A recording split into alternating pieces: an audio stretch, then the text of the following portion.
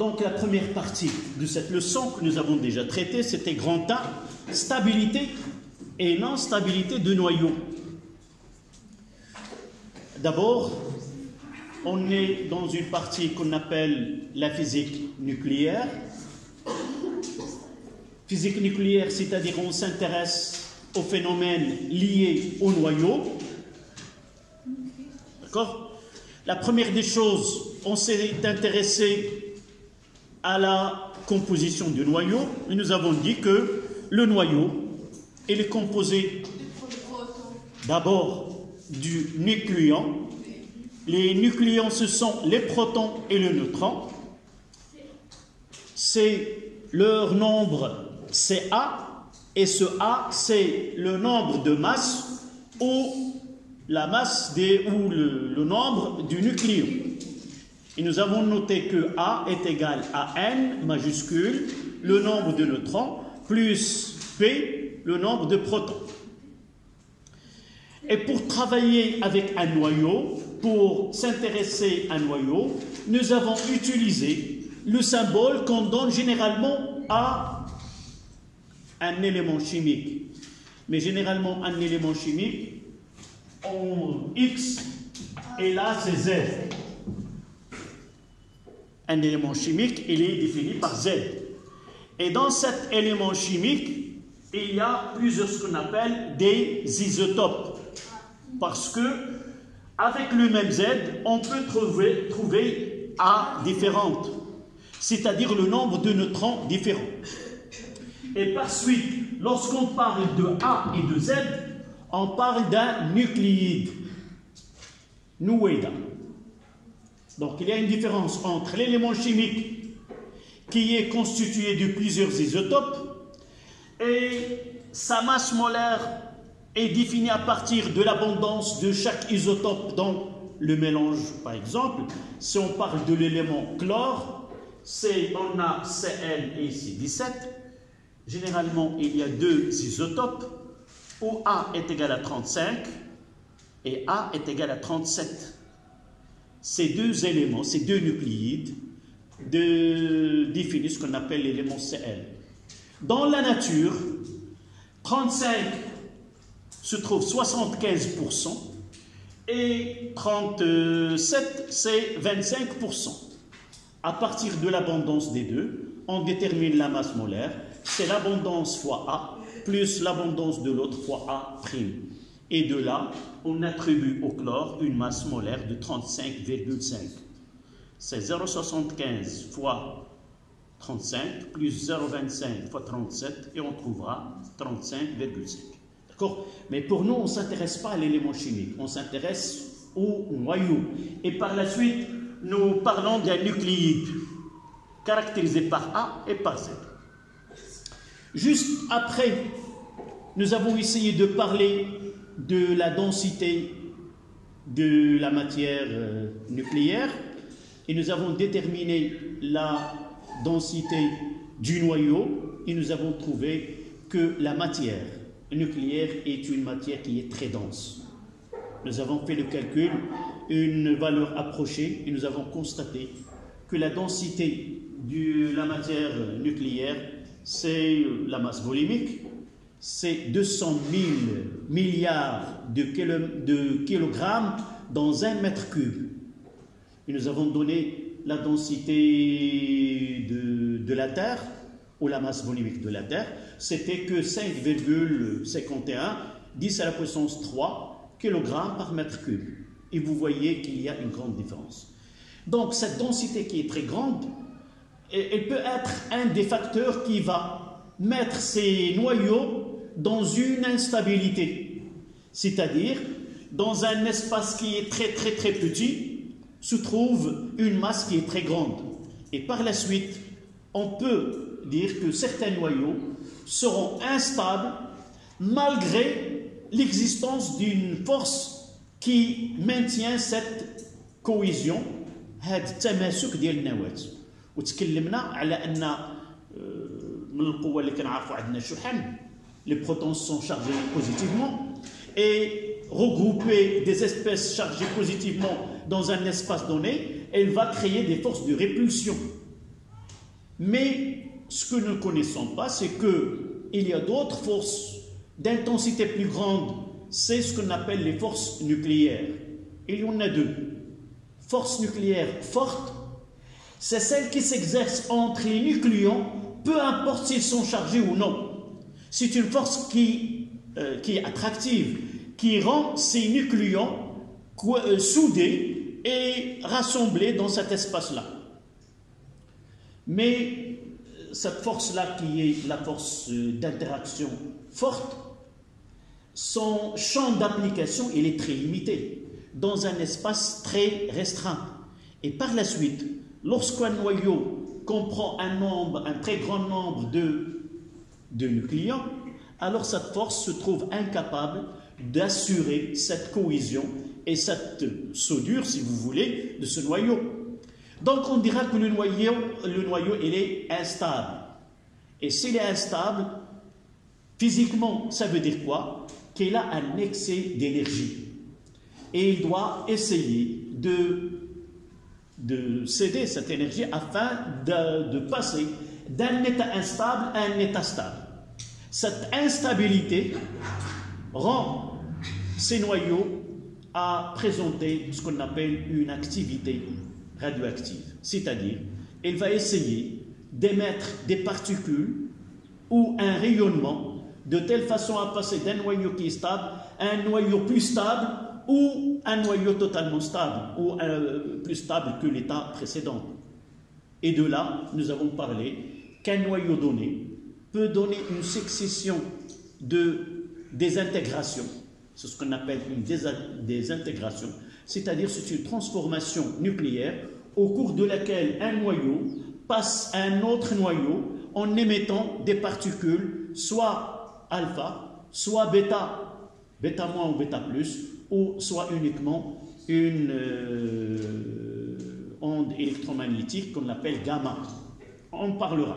Donc on est arrivé à ce stade-là. Et nous avons parlé de diagramme de Segre, diagramme NZ. Ce savant, qu'est-ce qu'il a fait? Il a eu l'idée d'utiliser un repère dont l'axe vertical, il a pris le nombre de neutrons et horizontalement le nombre de protons. Il a essayé de situer les noyaux qu'on connaît à son époque. Et à partir de ce schéma-là, il a constaté, voilà, c'est une lecture de cette représentation-là, il a constaté, on savait à cette époque, qu'il y avait des noyaux qui sont stables et qu'il y avait des noyaux qui sont instables. Nous avons cité des chiffres à peu près, nous connaissons presque 1600 noyaux. Dans ce 1600 noyaux, il y en a 260 noyaux qui sont stables et les autres sont instables. Monsieur, oui. Pour ce noyau qui va être stable, oui. Est-ce qu'il va donner seulement un noyau stable ou bien il peut donner deux ou bien? Donc là, d'abord, on parle de ce diagramme de Segre. En faisant ces noyaux-là, en colorant, si vous voulez, ces noyaux, nous avons constaté que pour des noyaux qui sont inférieurs, dont N et Z inférieurs à 20, nous avons constaté que ces noyaux qui sont stables se trouvent sur une droite où N est égal à Z. Là, N est égal à Z pour la inférieure à 20. Et juste après, nous avons constaté que la zone de stabilité, là nous avons uniquement des croix, chaque noyau il est représenté par un point. Nous avons constaté ou limité une zone dans laquelle les noyaux sont stables.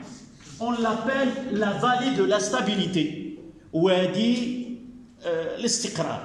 C'est là où se situent les noyaux qui sont stables. Là, des noyaux instables, nous l'avons noté la zone 1, la zone 2, et il y a une autre zone 3. Donc, on a essayé de donner une explication pourquoi cette zone-là elle est instable, quelle est la cause de cette instabilité, de même ici et de même là. Là, ce qu'on appelle les noyaux lourds. où Z est supérieur à 83. Ces noyaux qui sont instables, ils présentent une activité radioactive qui émettent des particules qui sont alpha, qu'on appelle alpha. Je vous ai dit que alpha, bêta et gamma, en réalité, on ne savait pas c'est quoi ces particules. La première fois, on ne savait pas quoi ces particules. On lui a donné alpha. Et nous savons par expérience que ces particules alpha sont chargées positivement parce qu'ils sont déviés dans un champ électrique et ils se dévient dans un champ magnétique. Juste après, on a déterminé la nature de ces particules alpha et nous disons que ce sont les noyaux de l'hélium 4,2 de plus. C'est-à-dire l'atome de l'hélium, en perdant 2 électrons, il nous donne cette particule alpha. D'accord? C'est pour les noyaux lourds, ce que vous devez connaître maintenant. Les noyaux lourds présentent une activité alpha. Il y a bêta moins et bêta plus. Pourquoi cette partie-là n'est pas stable? Vous voyez que dans cette partie-là, là c'était N et là c'était Z. Vous voyez cette partie-là où N elle est très grande devant Z et cette partie-là, Z elle est devant N.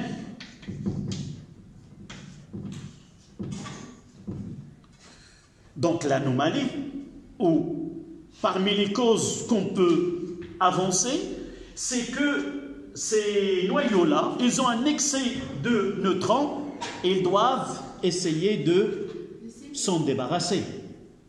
Évidemment, on va voir que le mécanisme n'est pas aussi simple que ça, c'est de lancer des particules, mais il y a un processus qui se produit, qu'on appelle, on va donner cette équation phénoménologique, parce que c'est un phénomène. On va voir par la suite. Donc là, on parlait de bêta moins, là on parlait de bêta plus, émission d'un électron, et là, émission d'un positron. J'ai posé la question la dernière fois. On savait que le noyau, en réalité, ne contenait que de protons et de neutrons. Et comment il peut être émis un électron? Et là, ce qu'on appelle un phénomène. Et on parlera d'une équation phénoménologique qui donne une explication pourquoi un électron apparaît à partir d'un processus dans le noyau où, en réalité, nous avons un excès de neutrons et moins de protons. Donc, il va essayer de remplacer un neutron par un proton et émettre un électron. Je réponds à ta question. Si un noyau se trouve dans cette partie-là et il est très proche de la zone de stabilité, donc là, il ne peut faire qu'une seule transformation et entrer dans la zone de stabilité. Mais s'il est loin, elle va essayer de faire une série de transformations afin d'être à la fin dans la zone de stabilité.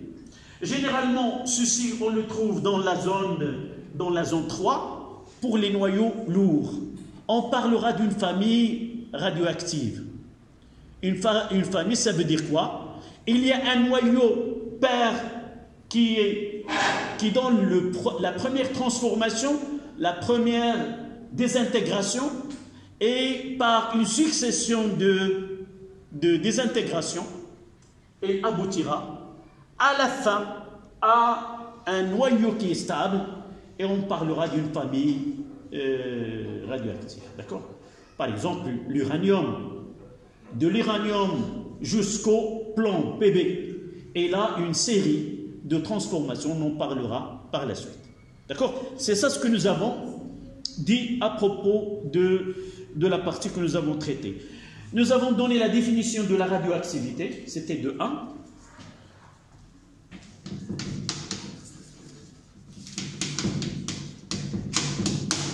Et juste après, qu'est-ce que nous avons... Non, nous avons Oui, juste après, nous avons parlé de la on a donné la définition. Oui, on a De 2, la loi de Soddy. De 2. Je rappelle ici, loi de Soddy. Ou la loi de conservation. Oui, oui, je parlerai pour entrer directement à la radioactivité bêta-, bêta+ et alpha. C'est pas grave, tu écriras un titre et tu continues avec nous, d'accord? Non, je peux trouver ici. On l'a écrit juste dans le bêta. Non, non, c'est juste dans bêta-. La radioactivité bêta-. Tu vois? Donc, là, en réalité, c'est la radioactivité, si tu veux bien voir ce qui est radioactivité bêta-. Voilà. Et dans ce titre, nous avons parlé de la loi de conservation ou la loi de Soddy. 2-3. Voilà.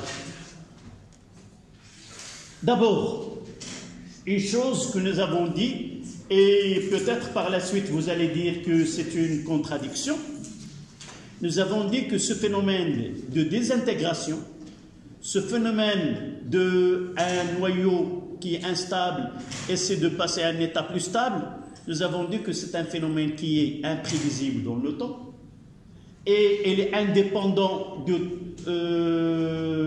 liaisons chimiques que peut faire ce noyau ou cet atome avec d'autres. Donc, il est, si vous voulez, aléatoire. Tant qu'on parle d'un noyau, mais on va voir, lorsqu'on parlera d'un échantillon de noyau, est-ce qu'on peut faire subir, si vous voulez, ce phénomène à une loi mathématique. Donc, dans la radioactivité bêta, nous avons dit que nous avons donné, on s'est arrêté là, X à Z, et on mettra bêta-. Je n'ai pas, si vous l'avez, c'est 0 moins 1. Je mettrai la même couleur. Bêta-, ça veut dire E, 0 moins 1. Et nous avons écrit là, Y plus Y a pris Z. D'accord? Ces transformations nucléaires sont régies par des lois. Bêta-, c'est ça. Émission d'un électron. Un électron. Il est émis par le noyau. Là, c'est le noyau père et là, c'est le noyau fils. Oui. Oui, c'est l'électron. Oui, c'est 1,6, 10 moins 19. Il a une masse de 9,1, 10 moins 31 kg. Il a une charge de moins 1,6, 10 moins 19. C'est l'électron. D'accord? Monsieur, cette bêta-, c'est ça qui est des intégrations. Là, parmi des choses peut-être dans la science, toujours, là c'est un phénomène, je l'ai dit dans la séance précédente, qui est au hasard. Becquerel, elle a remarqué ce phénomène-là sans le penser, sans qu'on cherche. Jamais on va dire dans notre tête, je vais chercher tel. Mais un phénomène apparaît, on essaie de l'expliquer. Donc, ce qui a été constaté, c'est quoi? Il y a des radioactivités, il y a des particules qui sont émises par des noyaux. C'est pas nous, mais à cette époque-là, ces savants n'avaient pas les moyens de les connaître. C'est quoi en réalité? Ils disent c'est bêta. Alors lorsqu'il y a une déviation dans un champ, alors ce bêta, c'est bêta-, il a une charge qui est négative. Il a constaté par la suite les mêmes caractéristiques de même masse, mais il est dévié dans le sens opposé, donc c'est un bêta+, mais sans qu'on dit vraiment il s'agit d'un électron et d'un positron. On lui a donné bêta. De même pour alpha. Mais juste après, on a su vraiment que ce β- est un électron, et ce β+ est un positron, et ce alpha est un noyau de l'hélium, mais on a conservé les mêmes signes, les mêmes symboles, la même appellation, en donnant un hommage à ces savants qui ont fait pas mal d'efforts. Donc on garde toujours les mots utilisés au départ. D'accord? Voilà. Donc, ces transformations obéissent à des lois de conservation. Ici, on va avoir que deux lois. Sont des lois de Soddy. Conservation de la masse et conservation de la charge. On verra par la suite, il y a conservation aussi de l'énergie, mais c'est rare qu'on travaille conservation de l'énergie cinétique, conservation d'autres formes de l'énergie. On parlera, la leçon qui viendra par la suite, de l'aspect quantitatif de ces transformations nucléaires. Donc de là, ce A est égal à 0 plus A'. Et de là, nous avons écrit A' est égal à A. Et de même, Z est égal à Z' moins 1. Et de là, nous avons tiré que Z' est égal à Z plus 1. Donc, le noyau, la lecture de cette loi de conservation, que le noyau fils conserve le même nombre total de nucléons, mais on voit que le nombre de protons augmente. S'il conserve le même A et le nombre de protons augmente, ça veut dire quoi? Que le nombre de neutrons a diminué. Ça veut dire quoi? C'est là où on commence à penser quel est le bilan, comment peut-on expliquer? Donc avant, on avait plus de protons, après moins de protons, plus de protons. Donc quelque part, un neutron de là, nous avons plus de neutrons avant que après. Donc, oui. Donc A est égal à A. Oui, A est égal à A. Mais si nous voyons que N ici est là N', comment N devant N'? Non? Puisque Z a augmenté d'une unité. Donc, N a diminué de 1. Donc, c'est quoi? Avant, nous avons plus de neutrons. Il va devenir quoi? Il va devenir quoi? Il va apparaître un proton. Et là, il y a une particule de A seconde et Z seconde. Nous devons appliquer la loi de conservation. À quoi est égal A seconde? C'est 0. 1, donc c'est 0 ici. Donc X c'est 0. Et à quoi est égal Z? À moins 1. Et ça veut dire quoi? C'est bêta. Non, c'est un électron. Oui. Nous avons déjà parlé avant que nous prenons une écriture qui n'est pas réelle. Cette écriture de X à Z, qui est normalement laissée pour les noyaux, nous l'avons extrapolée pour des particules, même s'ils ne sont pas des noyaux. Et nous avons ajouté P, les protons et les neutrons. Et nous avons écrit les neutrons et le proton de la même manière que les noyaux. D'accord? Donc, A c'est quoi? Dans l'ensemble, dans la définition de A. C'est le nombre de nucléons. C'est-à-dire de protons et de neutrons. Là, j'ai qu'un proton. Est-ce que j'ai deux neutrons? Donc, 1 plus 0. Et combien Z ici? Z, c'est quoi? C'est le Nombre de charges, nombre de protons. Et j'ai un proton. Donc, qu'est-ce que je dois écrire là? Le nombre de protons. Ici, Z, c'est le nombre de protons. Pour le proton, combien j'ai de protons? C'est un proton, donc c'est 1. Là. Est-ce que vous êtes d'accord? Je reviens ici. Que représente Z? Nombre de protons. Revenons à là. C'est quoi ça? Le nombre de protons. Alors Z, c'est quoi? C'est A. Passons au neutron. A, c'est quoi? Nombre de... Non, laissons nucléons. Tu me dis... Voilà, des neutrons plus de protons. Puisqu'il y a...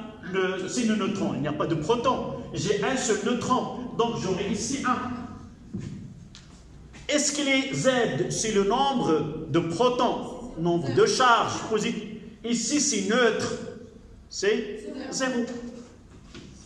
Voilà l'écriture pour le proton et le neutron lorsque nous les écrivons dans une équation de transformation nucléaire. Pourquoi? Afin de faciliter. Celle-là, c'est celle-là plus celle-là. Celle-là, c'est celle-là plus celle-là. Au lieu d'écrire E comme ça, cette écriture nous aide à appliquer les lois de Soddy. D'accord?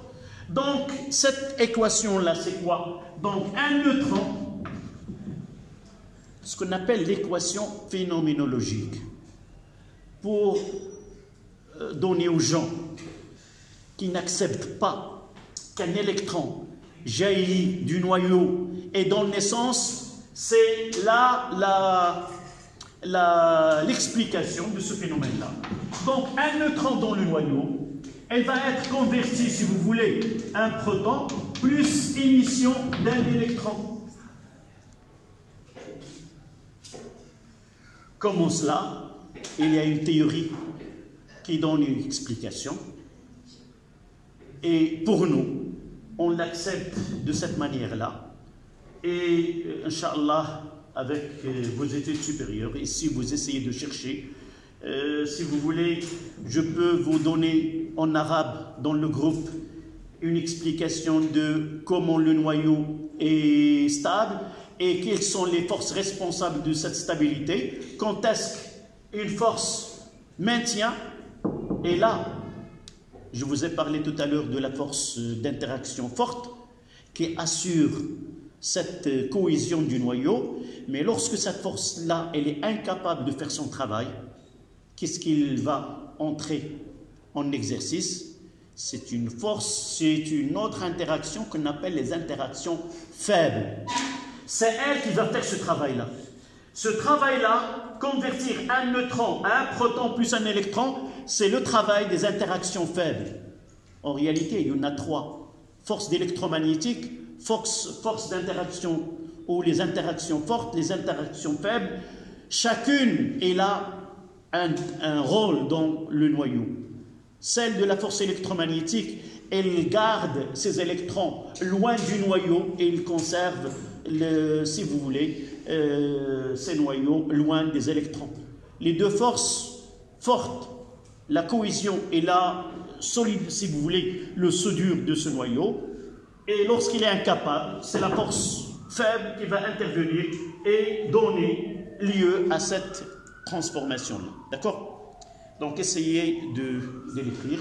Là, c'est la transformation, l'équation phénoménologique.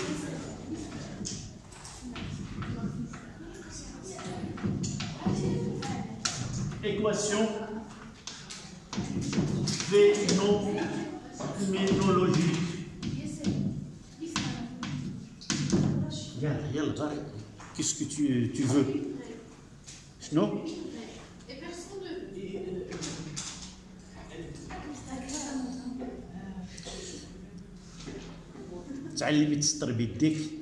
Dans les études supérieures, tu n'auras pas le temps de chercher une règle. Le temps de chercher une règle, tu perdras quelques phrases.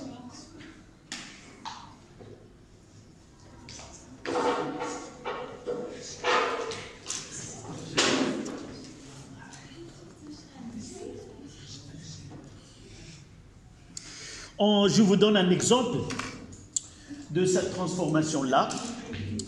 C'est le carbone 14. 6 donne l'azote plus 0 moins 1. Donnez-moi A et Z. Oui. D'après les lois de Soddy, D'accord. 14 est égal à Là, c'est 0, donc il reste 14. C'est 14. Et c'est 5. 7 moins 1, c'est 6. D'accord? Parmi les questions qu'on vous pose, c'est d'écrire, en réalité, vous écrivez en Y à Z, vous déterminez A, vous déterminez Z, et vous avez dans les données un tableau dans lequel il y a 10 noyaux que vous allez choisir un noyau. Généralement, on vous écrit dans les données 5 et 6, parce qu'il y en a qui vont se tromper et dire 5 moins 1 et ainsi de suite. Donc, essayez de... La deuxième, c'est P 0 moins 1 plus le soufre qui a 32, 16.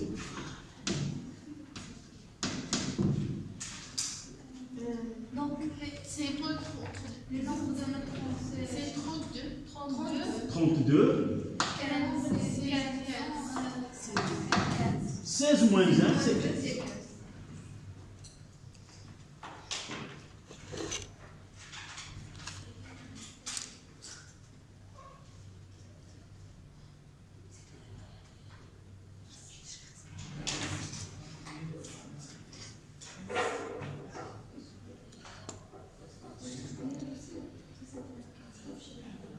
Donc, ce n'est pas la peine de l'écrire là, sauf il faut mettre cet électron ne vient pas de cortège électronique qui se trouve autour du noyau. Elle prend naissance à l'intérieur du noyau et elle est éjectée à l'extérieur du noyau ou de la matière. Et cet électron-là, qui va être détecté par des appareils de mesure, qui vont dire qu'il s'agit d'une activité bêta-. Monsieur, il nous donne une question. Est-ce que c'est une bêta- ou bien... Oui, on va voir dans les exercices. Le noyau tel présente une radioactivité donnée. On vous donne le noyau père et le noyau fils, et le père. C'est autre chose.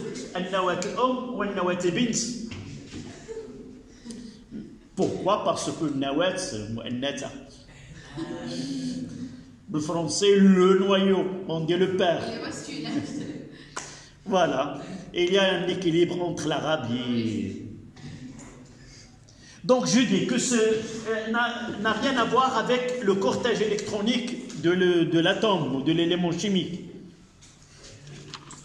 On passe à la radioactivité bêta+. 2, 4, la radioactivité bêta+.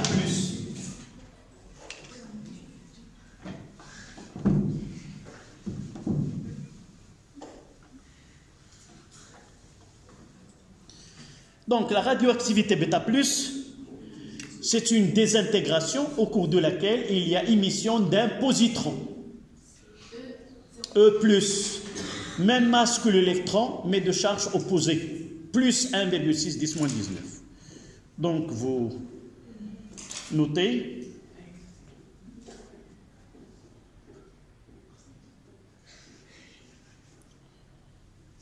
La radioactivité bêta+, la radioactivité bêta+, est une émission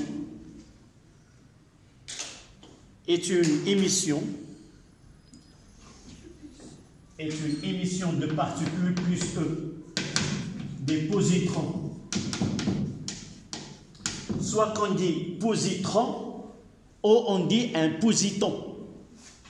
C'est la même chose.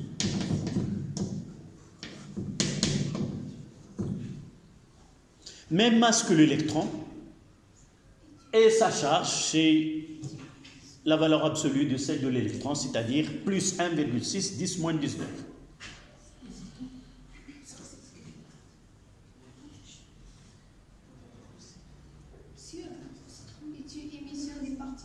Des particules, plus E, 2 points, positron ou positon.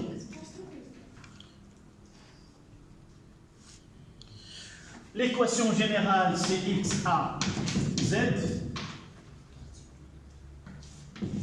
On mettra ici bêta plus, et c'est 0 plus 1 plus y, et on écrira directement là c'est A, et là c'est Z moins 1.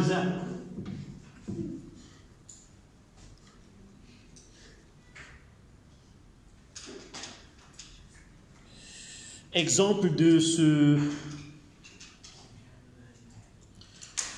On aura ce P, le phosphore, P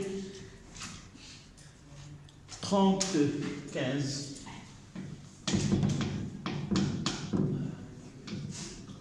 nous donne plus le silicium, Si.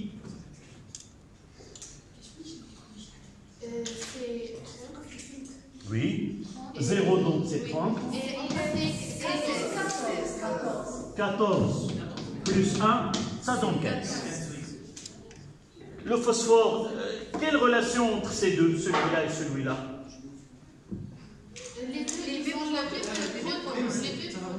Il s'agit de même élément chimique, mais ce sont deux isotopes. Ils ont même Z, mais A différent. Quand il y a les deux Z se rassemblent, alors c'est un isotope. D'abord. داك الحصه اللي ما حضرتيش دابا باغي تاخدي كلشي دابا باغيه شوف العنصر الكيميائي كنتكلموا على العنصر الكيميائي وكنتكلموا على النويده. العنصر الكيميائي السميه ديالو دائما من زد. Donc deux éléments de même Z portent le même symbole 15 pp, mais avoir A différent garde toujours le même nom. Donc, ce qui diffère entre les deux, ce sont le nombre de neutrons. Donc, on dira, ce sont deux isotopes. Les isotopes, ils ont le même symbole, même Z, mais diffèrent par le nombre de neutrons, c'est-à-dire le nombre de A. D'accord? Voilà. Une petite remarque. Avant d'écrire l'équation phénoménologique, qui peut me faire la même chose que nous avons fait avec bêta A-, avant combien de protons? 15. Avant, on aura combien? 14. Ça veut dire un proton de moins. Donc ce proton, il a été, si vous voulez, changé, permuté. Qu'est-ce qu'on a? Donc ce P11, combien de neutrons ici? Comparons à avant. Le nombre de neutrons avant, c'était 15. Et là, c'est 16. Donc, il apparaît un neutron. Et je sais que c'est ça, son symbole. Oui, oui, ou... Je reviens ici. Combien de protons? 15. D'abord, je commence par P. 15. Et là, 14. Donc, un proton, il n'arrive pas au noyau fils. Donc, je mettrai, là, il y avait 1. Et si je compare A avec Z de noyau fils, je trouve qu'il apparaît un neutron. Donc voilà. Et je dois essayer de appliquer les lois de Soddy à ce phénomène-là. 1, 1, c'est 0. 1, 0, c'est 1. Et là, c'est un positron. Voici le phénomène, l'équation phénoménologique de l'activité bêta plus. D'accord? هادو باش تقنوهم كنشوفك كتعاوديها بشويه مع راسك باش تقنيهم. اول حاجه خصك تعرف الرمز ديال بي وديال ان وديال او ديال البوزيترون ديال هذه اول حاجه باش تكون واحد قدامي غير نشوف هذه ان بوزيترون نشوف هذيك ان الكترون نشوف هذه هادو هما الحوايج الوالو. من بعد لي لوا هما غادي واخا ما تكونش عارفه غير غادي تعرف 0 1 غتعرف كذا 0 moins 1 c'est un électron 1 1 c'est un proton 1 0 c'est un neutron. هادو هما الحوايج اللي خصنا نحفظوهم في الاول. داكوغ فوالا. دابا بقى لنا الحوايج السؤال اللي غادي يطرحوه علينا في التمرين. شكون هما هاد النواه اللي كدير بيتا بلس وشكون هما هاد النواه اللي كدير بيتا موان؟ des équations phénoménologiques. À partir des équations phénoménologiques de bêta plus et de bêta moins, on peut donner une raison qui justifie l'activité bêta plus pour, par exemple, là, bêta moins pour le carbone. On peut justifier pourquoi le phosphore présente une activité qui est bêta plus. Nous l'avons déjà dit tout à l'heure, mais oralement, dans le diagramme de Segré. Nous avons dit que bêta moins, lorsque j'ai situé bêta moins ici, ça veut dire que le nombre bêta moins, le nombre, vous voyez là, comparez celui-là avec celui-là, le nombre de neutrons, combien ici? Elle a un excès de neutrons par rapport à celui-là. Donc, à partir de l'équation phénoménologique, كنشوف أن بيتا بلس elle convertit un proton et un neutron. Ça veut dire qu'il n'a pas besoin d'un proton. Qu'est-ce qu'elle a besoin pour sa stabilité? Un neutron. Donc, bêta plus, elle est pour des noyaux qui ont un excès de protons. Ils doivent les changer par des neutrons afin d'avoir un équilibre, si vous voulez. Nous avons dit avant 20, le nombre d'électrons est proche de celui de neutrons, de protons proches.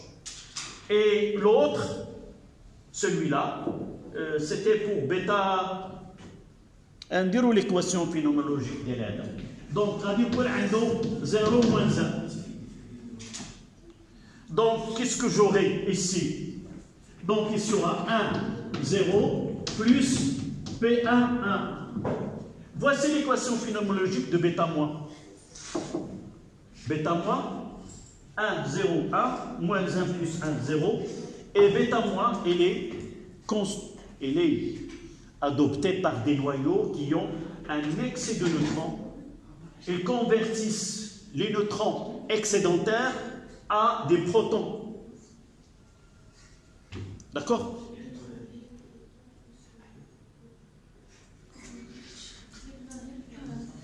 شوف هذولا ماشي خصني نشوف هنا كنجي لهنا وكنقول شحال عندي ديال البروتون كنشوف هنايا شحال عندي ديال النيوترون وشحال عندي هنايا كنشوف ان عدد النيوترونات هنايا قل يعني واحد نيوترون وظهر واحد بروتون اذا النيوترون il s'est converti si vous voulez au proton. Donc à partir de là je peux justifier pourquoi celui-ci présente l'activité bêta moins, parce que le noyau il a plus de neutrons que de protons. Il a changé entre guillemets un neutron par un proton. S'il entre dans la zone de stabilité, c'est bien, sinon il va refaire une autre activité afin d'entrer dans la zone de stabilité. De même ici, un proton, là, bêta plus, il est pour des noyaux qui ont un excès de protons, il change de protons par de neutrons afin d'avoir un noyau qui est plus stable. On passe de phosphore au silicium. Là, on passe de phosphore au soufre, le soufre kibérite, où on a le silicium. D'accord? Vous mettez remarque.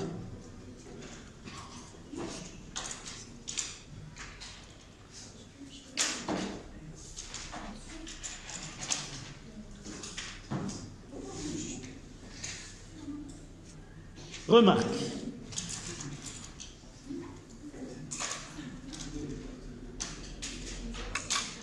Donnez-moi la première phrase qui concerne l'activité bêta-moins.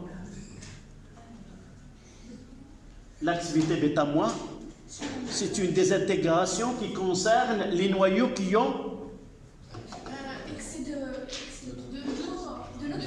Qu'est-ce qu'il fait? Échange. Donc là, ce que vous voyez là, c'est un excès. Pourquoi? Parce qu'il va nous changer.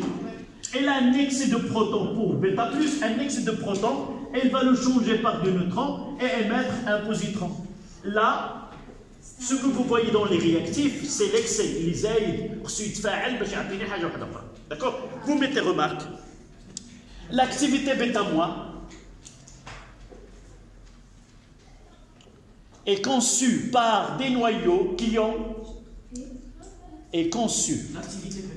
L'activité bêta-moins. النشاط الإشعاعي بيتا موا يخص النواة التي لها وفرة في النيوترونات. L'activité bêta-moi est conçue par des noyaux qui ont un excès de neutrons. L'activité bêta-moi est conçue par des noyaux qui ont un excès de neutrons.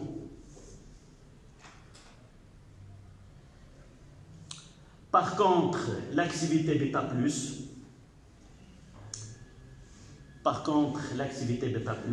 est conçue par des noyaux qui ont un excès de protons.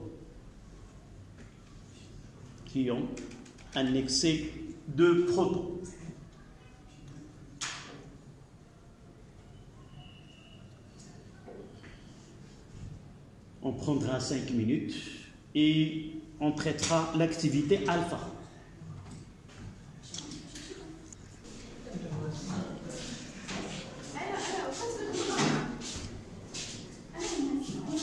Ça y est? Continue.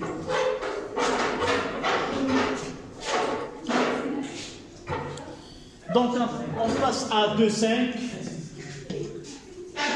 La radioactivité alpha.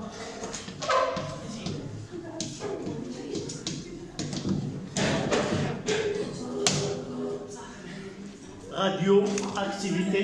S'il te plaît, tu fermes la porte. Ça fait les prêts sportifs.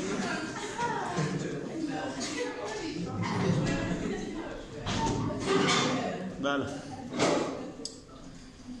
Donc la troisième désintégration, c'est alpha, vous écrivez. C'est une désintégration nucléaire, c'est une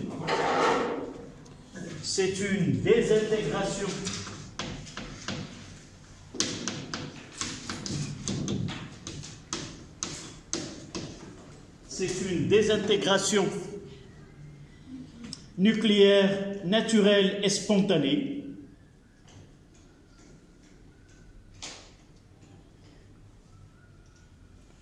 correspond au noyau lourd.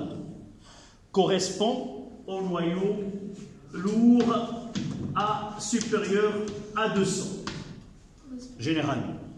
Correspond à des noyaux lourds.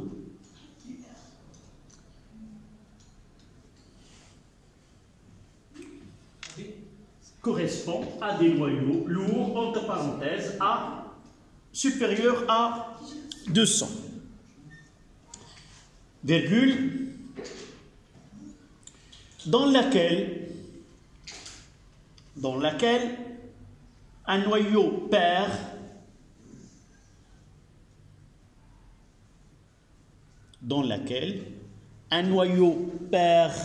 A Z, voilà son symbole, X à Z, dans laquelle un noyau pair X à Z se transforme en noyau fils,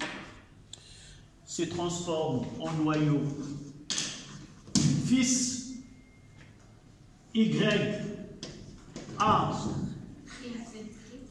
prime Z prime plus le noyau d'hélium, la 4 et la 2, plus le noyau d'hélium. Une petite remarque, on parle de noyau d'hélium, mais cette écriture-là même dans l'équation, on ne fait pas manifester de plus. Oui, c'est ça que je... Donc là, on parle des noyaux. Ça veut dire j'ai 4 nucléons, 2 protons. Mais en réalité, c'est 2 plus. Si on fait appel à cette écriture, lorsque j'écris HE, hors de cette leçon, lorsque j'écris 4,2, ça veut dire c'est l'atome d'hélium. Mais en physique nucléaire, lorsque je parle du noyau d'hélium, ça veut dire 4,2. Mais en réalité, c'est 2+, c'est-à-dire l'atome de noyau, l'atome de l'hélium sont ces deux électrons qui sont sur la couche K. Alors, on ne fait pas attention à les... Non, on ne fait pas attention, mais vous devez connaître qu'il s'agit des particules chargées positivement. Mais sans oublier ceci. Donc de là, on peut écrire que A est égal à A' moins 1 plus 4 et Z est égal à Z' plus 2. Et de là, on aura A' est égal à A moins 4 et Z' est égal à Z moins 2. Et de là, nous écrivons que Y aura A moins 4, s'il vous plaît, un peu de silence. Y c'est A moins 4 et Z moins 2 plus alpha. Et là c'est X A Z. Évidemment alpha, je dois l'écrire HE 42 et là alpha. Un exemple de cette désintégration, c'est le radon Ra 226 88 nous donne le radon, le radium nous donne le radon, c'est 222 86 222 86 plus HE 4,2. Voilà un exemple de la radioactivité alpha. Mais si nous voulons faire un petit diagramme, ici,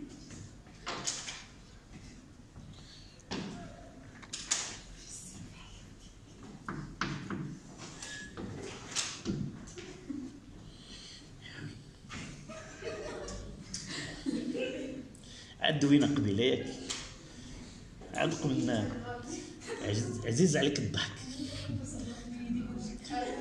ملي تبغيو تضحكوا نوقفوا نضحكوا كاملين ونسمعوا كاملين ونوليو للدرس ديالنا داكوغ دونك on aura ici N ici Z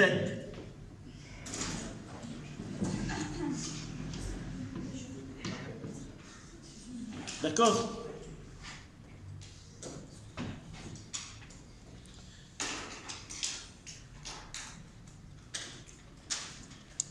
Donc, si vous voyez qu'il y a là, c'est là un noyau X à Z.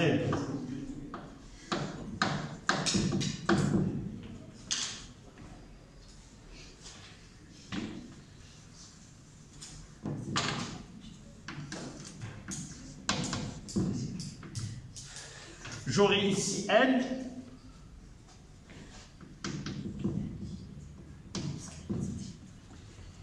Et j'aurai ici Z.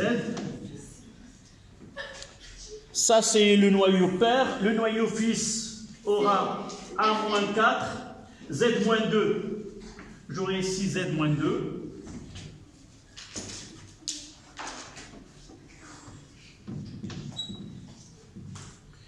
Et combien aura pour le nombre A? N.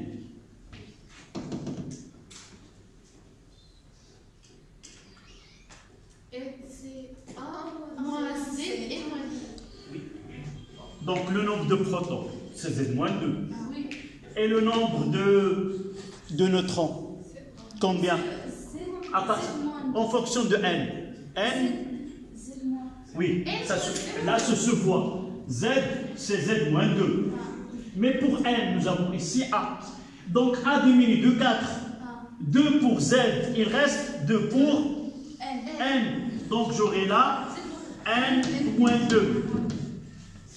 Et leur intersection, ça donne Y A-4 et Z-2. Et là, ce noyau, et la transformation, c'est celle-là.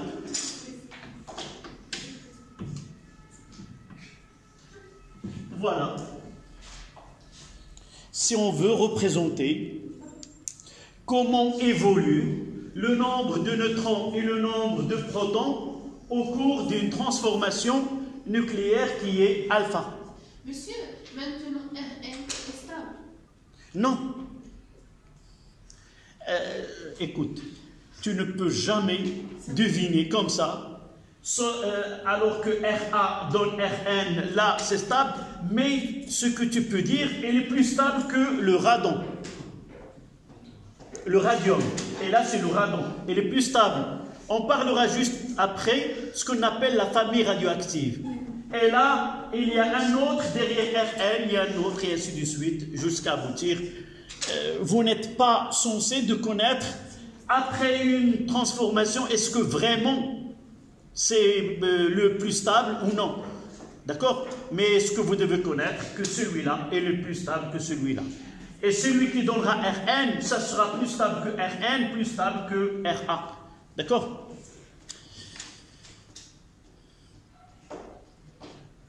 On passe à la famille, le rayonnement gamma, la quatrième radioactivité. De 6, la radioactivité gamma.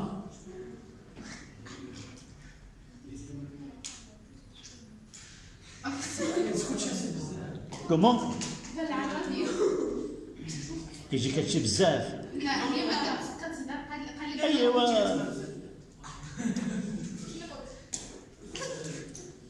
عرفتي j'ai vu في Massar, j'ai voulu avoir la liste de la classe, et avec cette liste il y avait des photos. Tu vois ta photo, il est une toute petite fille. C'est de primaire peut-être. Est-ce que tu peux voir ta photo à Massar? Non. Toute petite. Ça se voit que vraiment tu es active et tu parles. Ça se voit. D'accord? Donc revenons. La prochaine fois, je vais entrer au Massar et tu verras cette photo. C'est pas tous, mais il y en a qui n'ont pas de photo.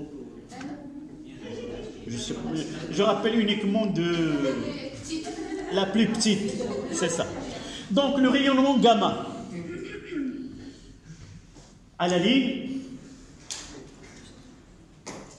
Gamma, ce sont les rayonnements. Le rayonnement gamma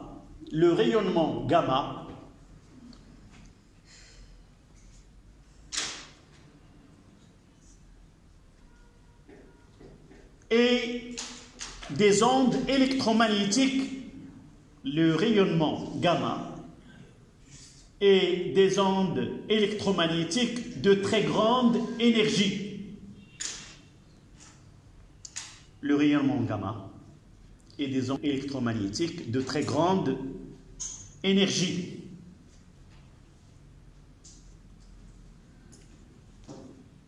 Une petite remarque, c'est que ce rayonnement gamma, il peut accompagner les autres à radioactivité alpha, bêta- et bêta+.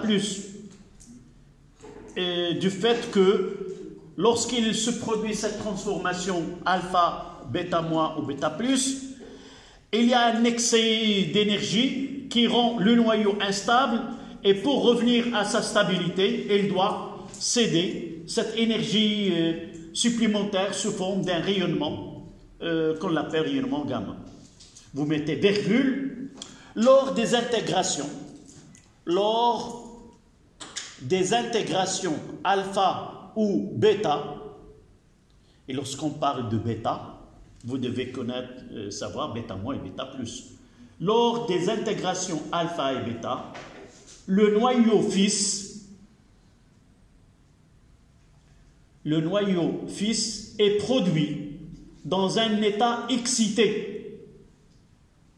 est produit dans un état excité. Il possède un excédent d'énergie. Il possède un excédent d'énergie. Et le noyau, il la libère sous forme de rayonnement. Il la libère sous forme de rayonnement. Vous connaissez une petite remarque, c'est hors de programme. Vous avez étudié que les électrons sont répartis dans des couches. Et ce que vous ne connaissez pas, c'est que les nucléons, eux aussi, sont répartis à l'intérieur du noyau selon des couches. Peut-être je vais vous envoyer aussi, c'était une savante qui a eu le prix Nobel. Elle a conçu comment les nucléons sont répartis à l'intérieur du noyau selon des couches. Et par la suite, c'est pour cela, ces nucléons sont répartis dans des couches, donc il y a si vous voulez, déplacement de ces couches-là, et pour revenir à leur position, elle doit libérer cette énergie. L'équation de celle-là, c'est comment peut-on schématiser un rayonnement gamma? C'est X avec une étoile, A, Z. Il nous donne X, A, Z plus gamma.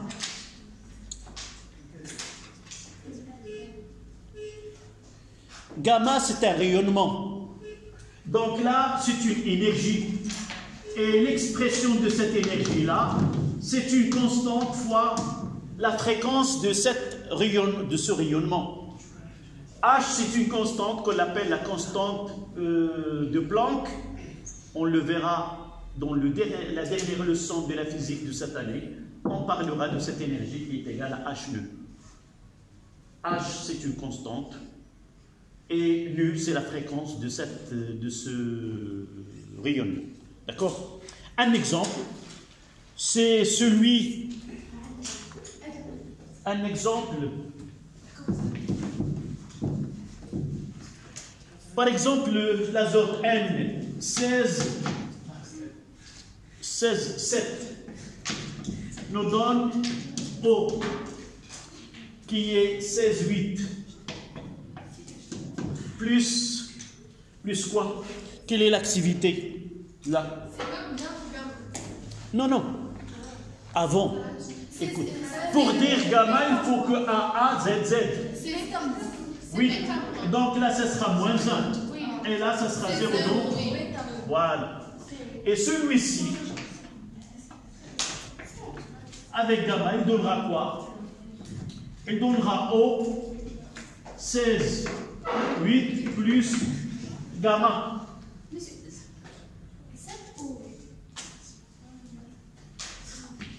7 moins 1, c'est 7. 8 moins 1, c'est 7.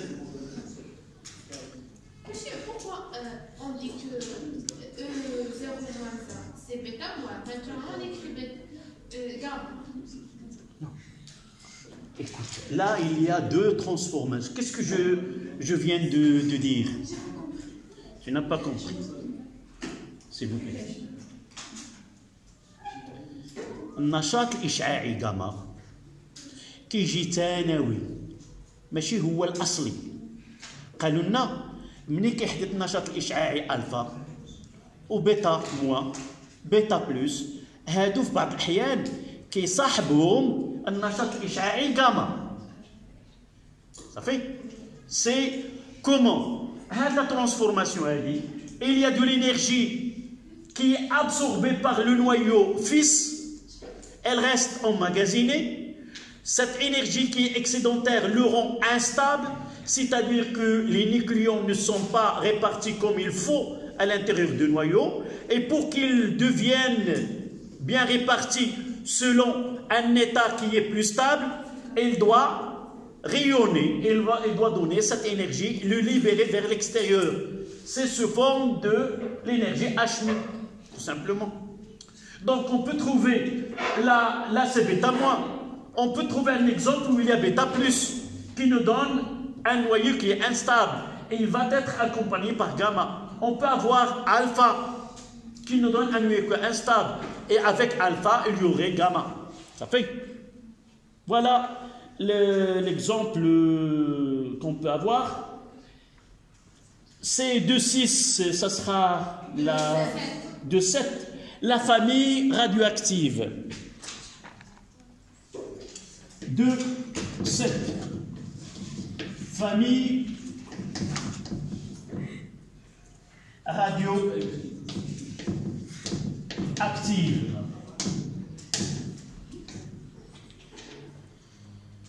Yalla, essayez d'écrire. Famille radioactive. العربية ماشي العائلة. ماشي العائلة. دائما في المغرب اللي بغى يدير التعريب لعلمكم ملي تخرجت قريت بالفرنسية 3 سنين من بعد داروا العربية عاود من بعد ولاو الفرنسية واحد العام داروا الإنجليزية قريت فيه واحد العام بالإنجليزية بمعنى نوليو الأصل. نعم قريت هنا واحد العام C'était facile ou bien difficile? Non, c'était pas facile parce qu'il n'y avait pas un programme qui est donné. Tu dois chercher et faire la traduction. Et même dans la traduction, il y avait un problème. Est-ce que l'anglais américaine, australienne, indienne, anglais de l'Angleterre, ainsi de suite. Parfois, je fais un cours, j'utilise des expressions. Les élèves me disent que c'est pas l'anglais de l'Angleterre. C'est, par exemple, de l'eau, la prononciation diffère des Américains aux Anglais. La traduction, on utilise des mots qui ne sont pas courants dans le contexte littéraire. En français, on peut dire une famille, mais on sort du contexte scientifique. سميناها الفصيلة المشعة. الفصيلة كيقولوا كاين على شنو الفصيلة والتصيلة. Donc الفصيلة هي donc d'accord. Donc vous notez. Voilà, الفصيلة المشعة. Le noyau fils obtenu. Le noyau fils obtenu après désintégration. Le noyau fils obtenu après désintégration. Mademoiselle, cette partie répond à la question que tu viens de poser. Est-ce que celui-là, il est plus stable? C'est là la réponse. Le noyau fils obtenu après désintégration d'un noyau père peut parfois, voilà, à son tour, يمكن له في بعض الأحيان أن يحدث له تفتت ويعطي نواة بنت، وهذه النواة البنت يمكن لها أن تتفتت وتعطي نواة الحفيدة وهكذا.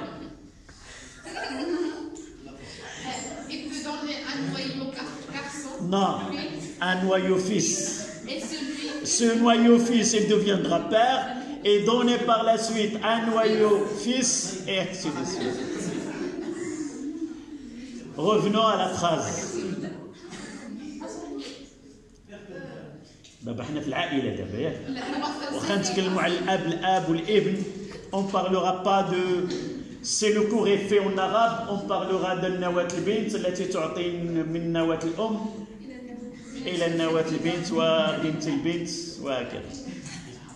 Donc revenons. Le noyau obtenu après le noyau fils obtenu après un noyau père peut parfois à son tour se désintégrer. Peut parfois, à son tour, se désintégrer en un nouveau noyau fils. En un nouveau noyau fils. يمكن له أن يعطي نواة بنت أخرى وهكذا دواليك. Et ainsi de suite peut donner un noyau fils. Et ainsi de suite. Jusqu'à ce que on obtient quoi? Un noyau stable. Jusqu'à ce que on obtient un noyau stable. Jusqu'à ce que on obtient un noyau stable. L'ensemble constitue une famille radioactive. Une famille radioactive. Il existe 4 familles. هناك 4 فصائل مشعة. Donc il y en a 4. On donnera le père de chaque famille. Et il y a le thorium, TH 232 et 80. L'autre le neptunium 237. Le NP 93. Il y a l'uranium 235 et l'uranium 238.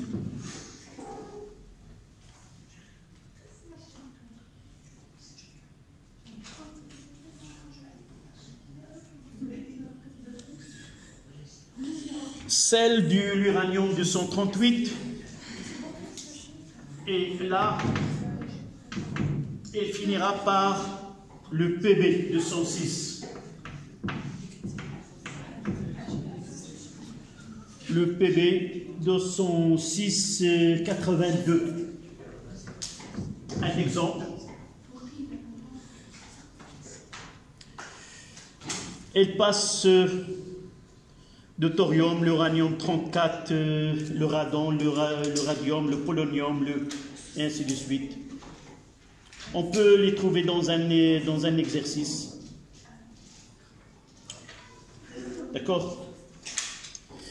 Et pour le dernier paragraphe, c'est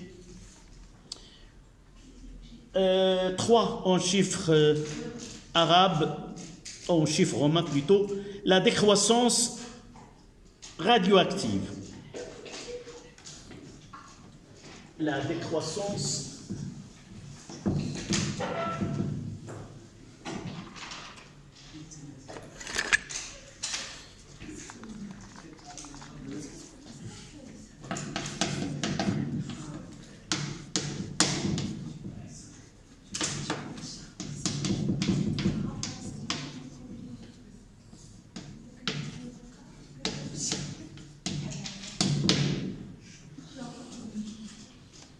la décroissance radioactive. En arabe, التناقص الإشعاعي. التناقص الإشعاعي.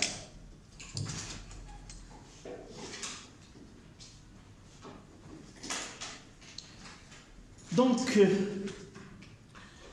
d'abord, c'est logique qu'on parlera de la décroissance. Parce que ce phénomène-là de la radioactivité, c'est un phénomène où un noyau se transforme en un autre. Donc si je prends un échantillon donné, le nombre de noyaux qui présentent cette radioactivité, il décroît au cours de temps. Donc c'est normal qu'on le nomme la décroissance. Donc ce nombre diminue au cours de temps du fait qu'il présente cette radioactivité. Nous avons déjà dit que à l'échelle d'un noyau, nous avons dit que le noyau c'est pas un phénomène qu'on peut le prédire dans le temps. Je ne peux pas dire que ce noyau-là, dans telle durée, elle va présenter telle activité. C'est aléatoire, on ne peut pas le prévenir et on ne peut pas modifier, la durée à partir de laquelle un tel phénomène apparaît. Mais les mathématiques et les études statistiques permettent de donner une loi à laquelle il obéit ce phénomène-là. Parmi les exemples que je donne généralement, pour voir le côté d'une étude statistique, si parfois on est le jeudi, donc demain, Inch'Allah, Jma', c'est le vendredi.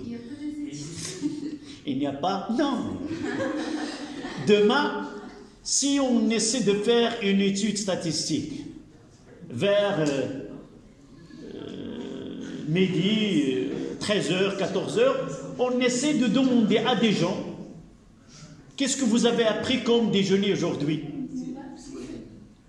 Je peux rencontrer quelqu'un qui me dit j'ai pas encore pris mon déjeuner, et il y en a ceux qui disent je vais aller prendre un sandwich. Peut-être je trouverai un, il me dit je viens de prendre le couscous.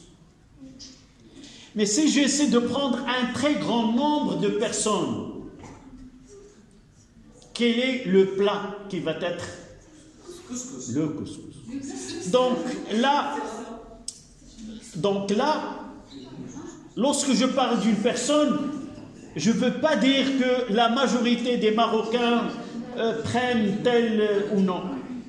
D'accord? Donc, ce phénomène qui est aléatoire, je prends un échantillon où il y a plusieurs noyaux, alors dans ce cas-là, on peut dire que sa décroissance obéit à une loi qui a été donnée par les mathématiques. D'accord? Oui.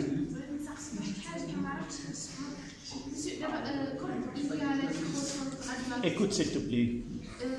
Par exemple, on a pris l'exemple de RA. Oui. Qui va se transformer à RN. Pourquoi si on change le symbole? Le SMIR.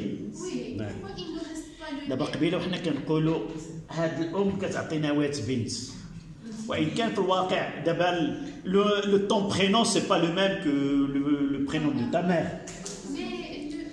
Mais parfois, dans ce cas-là, parfois, une mère, elle peut donner son prénom à sa fille. Mais en chimie, jamais. Pourquoi? Dans la réalité, dans la vie courante, il n'y a pas une règle qui me dit, moi, je ne peux pas donner mon prénom à mon fils. Mais en chimie, non. Le nom, il est défini à partir de Z. Si Z change, le nom doit changer. C'est tout ça. D'accord? Alors tu prendras cet exemple-là. Je passe de Z à Z-2. Obligatoirement, je dois changer de nom. Et tu vois dans le cas de l'exemple là, je garde le même Z, je garde le même symbole, même si A il change. Donc changer Z doit changer le symbole et le nom. D'accord? Donc, 1.1, loi de décroissance. 3.1, loi de décroissance. Loi de décroissance radioactive. Loi de décroissance radioactive.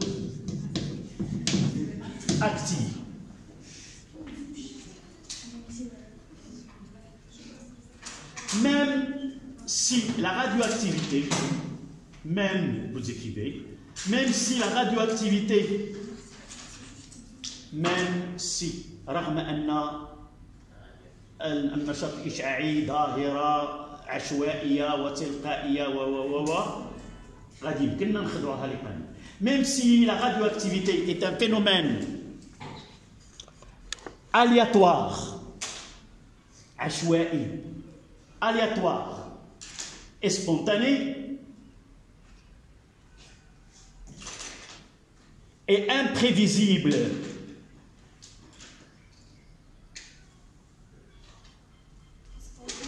Et imprévisible, غير متوقع.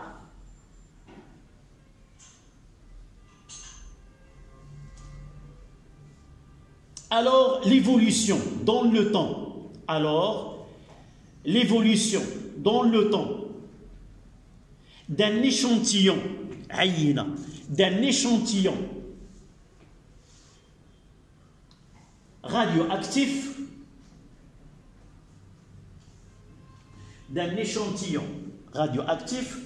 vous mettez entre parenthèses qui contient un très grand nombre de noyaux.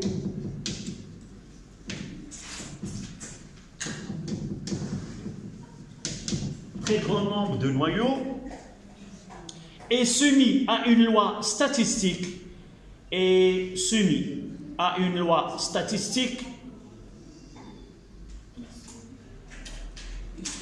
découvert par Rutherford,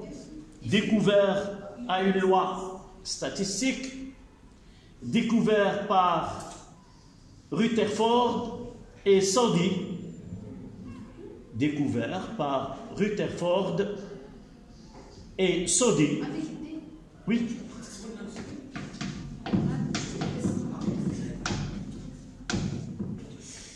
TH et Soddy en 1902.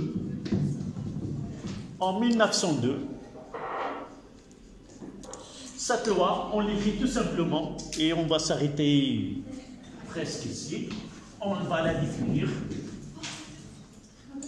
N à l'instant t est égal à 1,0 exponentielle moins lambda t est soumis à une loi statistique découverte par la CU, la Rutherford, la CU. Soddy en 1902, cette loi, il est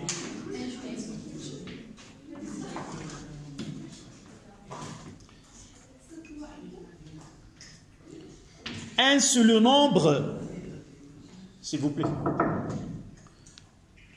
Donc, je prends un échantillon, une masse donnée de ces noyaux qui présentent cette radioactivité. Cette masse-là, il contient un nombre donné de noyaux. Tant qu'il y a un grand nombre de noyaux, tant que cette désintégration, elle va subir une loi. Et cette loi est donnée par le nombre de noyaux non désintégrés. Donc, un instant t est égal à 0, j'ai un nombre 1,0, et ce nombre 1,0, il va diminuer au cours de temps, selon une loi exponentielle. Là, c'est la fonction exponentielle. Et vous voyez moins, comment? Oui, non, lambda. Lambda, c'est une constante. La constante radioactive qui dépend, ce noyau-là, comment se désintègre des caractéristiques qui sont liées au noyau étudié. Elle change d'un noyau à un autre. D'accord? Donc là, vous écrivez cette relation-là. Noyau non désintégré.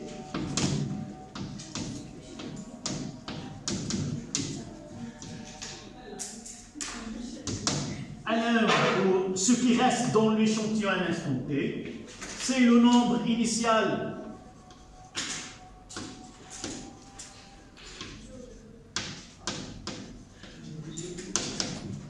à t est égal à 0. Lambda, c'est la constante de désintégration.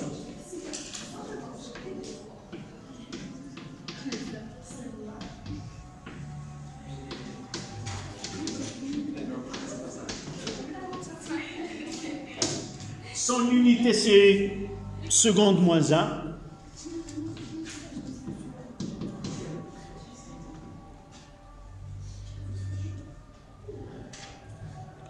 Et on posera que tau est égal à 1 sur lambda.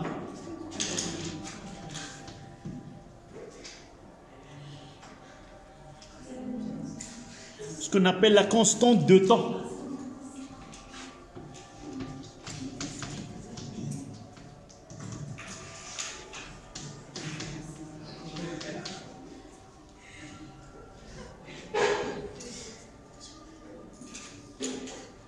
On continuera demain, Inch'Allah.